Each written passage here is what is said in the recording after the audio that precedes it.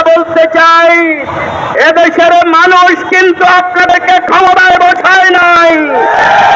আওয়ামী লীগ কিন্তু নিজেদেরকে ক্ষমতায় জনগণের ভোট ছাড়াই অধিষ্ঠিত মনে করেছে বলে জনগণ আওয়ামী লীগকে পালিয়ে যেতে বাধ্য করেছে। আপনারা যদি সেই পথ ধরেন, আপনাদের 15 বছর লাগবে না, 15 মাসে কবর রচিত হবে।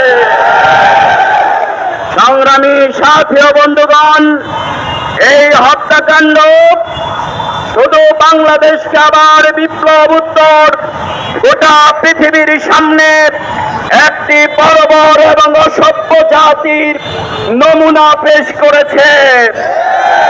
আমরা আর কাকে কে বহিষ্কার করলে এটি জানতে চাই না। আমরা বলতে চাই, যেই দল তার কর্মীকে নিয়ন্ত্রণ করতে ব্যর্থ হন, সেই দলকেই মানুষ প্রত্যাখ্যান করেছে। আর কেউ কেউ বলে থাকেন গোপনে চাঁদা নাকি পুরস্কার, আর প্রকাশ হলে বহিষ্কার। কার ভাগে কত টাকা কোথায় যায় কয়েকদিনের মধ্যে গোটা জাতি সেটিও কিন্তু প্রকাশ করে দেবে। তাহলে আপনারা কিভাবে জাতির সামনে মুখ দেখাবেন?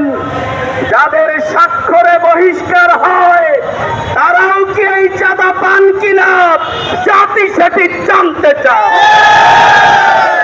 সুতরাং 28শে অক্টোবর রোগী বৈঠা দিয়ে মানুষ হত্যা করে লাশের উপরে যেই নৃত্য করেছিল, আমরা আজকে লক্ষ্য করলাম হেলমেট বাহিনী থেকে ইমামকে হত্যা করে একটি দল রড বাহিনীতে রূপান্তরিত হয়েছে। আবার এখন তারা আপডেট লাভ করেছে, সেই আপডেট হচ্ছে এখন রড বাহিনী থেকে তারা পাথর বাহিনী।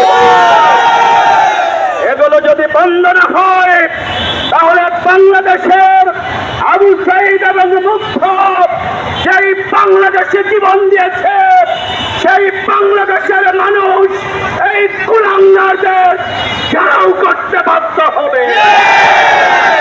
সুতরাং পরিণতি বুঝে কিন্তু কাজ করুন। আমরা কিন্তু কোন দলের বিরুদ্ধে নয়, আমরা সন্ত্রাসীদের বিরুদ্ধে।